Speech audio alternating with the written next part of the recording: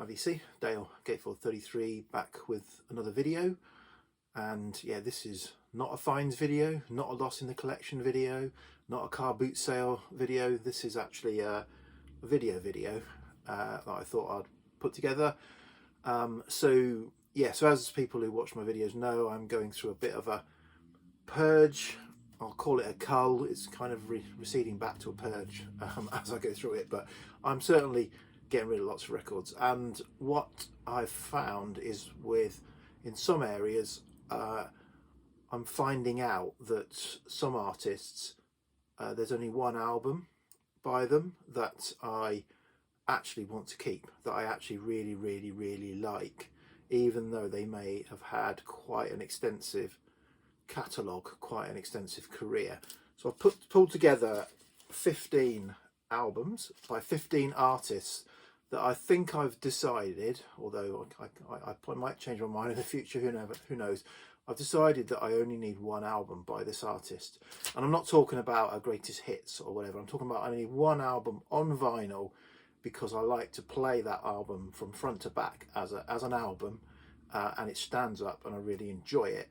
I may also have greatest hits by this artist, because that may also go alongside it, but one studio album is all I need, even though they've had an extensive catalogue. The rest I've tried but failed with.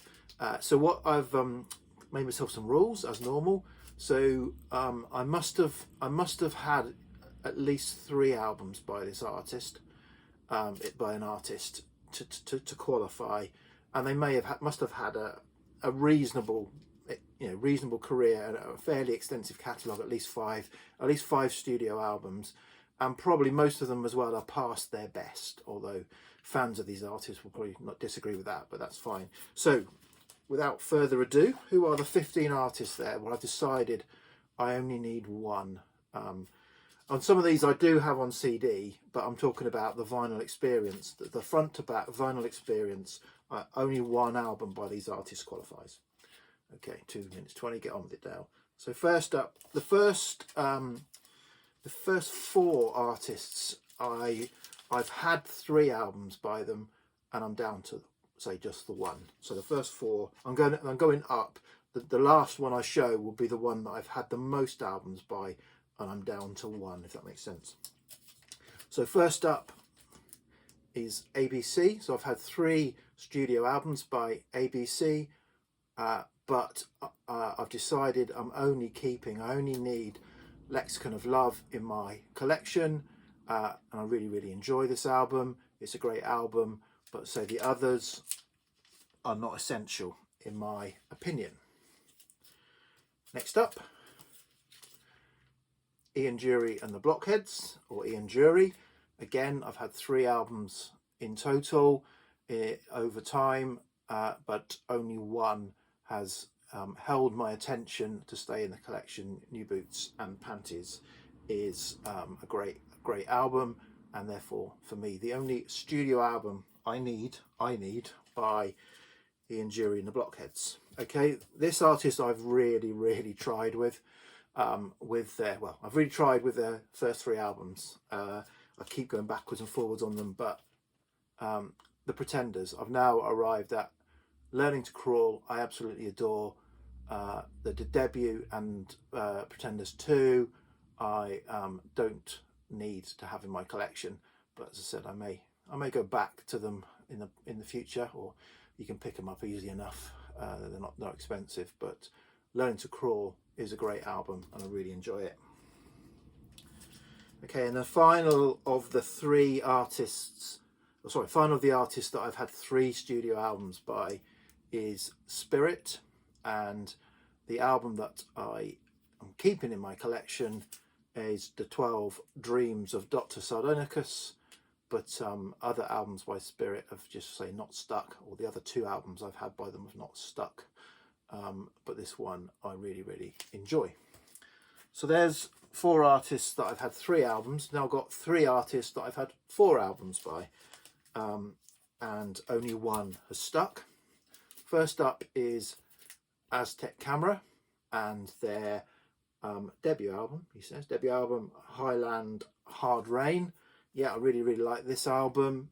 Really strong. I've had the three out, I think, well, certainly three of the 4 albums that followed this, and they've not been keepers. There's, you know, some good tracks on there, but this album as a studio album, as a front to back album, I really enjoy. So that's Aztec Camera. Similarly, another artist I've had 4 albums by, early albums by the Pogues, and only one has stuck, and I really enjoy Rum, Sodomy and the Lash, the album that is, not the pastime. And yeah, and really that has the only studio album I need by the Pogues. Okay, an artist that was a big with my parents, and that's how I became aware of him, and they had probably 3 albums by him that I inherited, and I've subsequently had one more, but only one that I played all the time as a kid is Jose Feliciano's Feliciano. It's a covers album. Really love this album, but the other stuff didn't feel like I needed to have it in the collection, but this one is definitely a keeper. So that's the 4s. Now we've got 3 artists where I've had 5 albums to date, but only keeping 1. So first up is Bad Company. So Bad Company kind of came out of Free. I've got several albums by Free that I absolutely adore. Love Paul Rodgers' voice, but I've had, as I said, 5 albums by Bad Company. I only need to keep the debut. The second album is strong, and I nearly kept that, but decided against it. I do have it on CD. But Bad Company, Bad Co, the debut album, is a keeper. Okay, we're starting to get a little bit more. So yeah, some people might be shouting at the screen with some of these, but we'll see how we go. Okay, next up, an artist I've had 5 albums by, but I only need 1, is Captain Beefheart. So yeah, I've had 5 studio albums, including Trout Mask Replica in the past. This is, I guess, probably his most conventional album, and yeah, I really like this album. I think it's a really fun, enjoyable album, but the rest of them, I just don't get them, and therefore I've not kept them, but this is a great album for the collection. Yep, same with this one. So this artist I've had 5 albums by in the past, and I've struggled with them. I've missed something, but this album, again, I adore this album. It might be the kind of Bowie connection or whatever, I don't know, but this album front to back is a great album. But everything else I've had, as some of them have been okay, but I've not felt the need to keep hold of them. So Lou Reed, Transformer, is a great album that's staying in the collection. Okay, another artist. This artist I've had 7. So next we're moving up there. This artist I've had 7 studio albums by. I now only have 1, and that is ABBA. Now, a bit of a cheat here, because I do have I think it's a 4 or 5 disc Reader's Digest box set of ABBA, which kind of picks up loads of songs and B-sides from all their studio albums, apart from their final album Visitors. So I've got their final album Visitors, and I've got this box set. So it's a little bit of a cheat because I haven't got rid of all of that stuff. This is great. You know, this is a great album. Probably my favourite album of theirs. This is their concept album, their prog album, their breakup album. But yeah, ABBA had 7, only got 1. Okay, so this next one, this is one of my all-time favourite albums.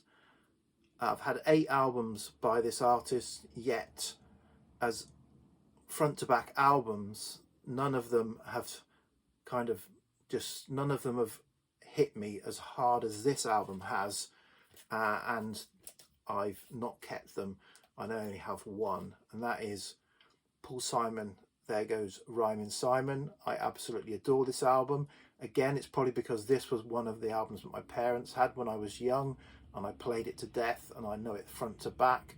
I've had, say, 7 other studio albums, so almost in, most of it is certainly on his vinyl, Paul Simon's vinyl catalogue I've had at one time or another.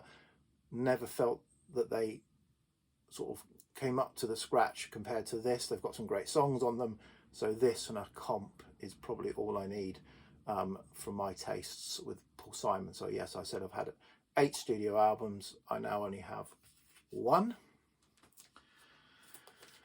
Okay, next artist, I think I've had 9 albums, including 2 live albums in this. So I've had 9 albums by this artist, and I thought I was going to have none, but I played this album and it really, really stayed with me. I really enjoyed it. I was going to sample it and take it off, but I listened to it all the way through a while ago, and it's now definitely a keeper. So that is Johnny Cash, At Folsom Prison. Yeah, just such a kind of atmospheric, interesting album, draws you in. I've had San Quentin, doesn't quite do it the same, but this is a keeper, and the only Johnny Cash album out of 9 that I've had at times. You pick them up dirt cheap at car boot sales. I've tried them, but this one, yeah, really enjoyed, and is a keeper in the collection. Okay, this next one is an artist who I've said in a previous, when I was doing my Purge video, this artist was going completely, but he's had a reprieve, and I'm keeping 1 album for now. And that's Bruce. I'm keeping Born to Run because I love Thunder Road, and this album's pretty good. It's a pretty enjoyable album to put on, so I thought I'll keep 1 Bruce Springsteen album, but I've previously had 10 Bruce Springsteen studio albums in the past, and this is the only one staying in my collection. And then finally, top of the charts, an artist I've had 13 studio albums by, but now I only have 1, and I need to go back to this actually, it may be none, and that is Yes. So Yes are an artist that we used to see all the time at car boot sales, so you can pick their albums up dirt cheap, and it's a sort of an artist you think, oh yes, they must be great, they're big, and you play them, and just, to me, I'm not a proggy prog person, and these are quite proggy prog, so I've struggled, but this album, from memory, I enjoyed, but I do need to get back to it. So Yes is Close to the Edge is the only one of 13 Yes albums that I have had that I'm keeping hold of. So there you go, 15 artists where 1 record is enough. 1 studio album on vinyl to get the full vinyl experience of is enough for me. Okay, cheers VC, bye.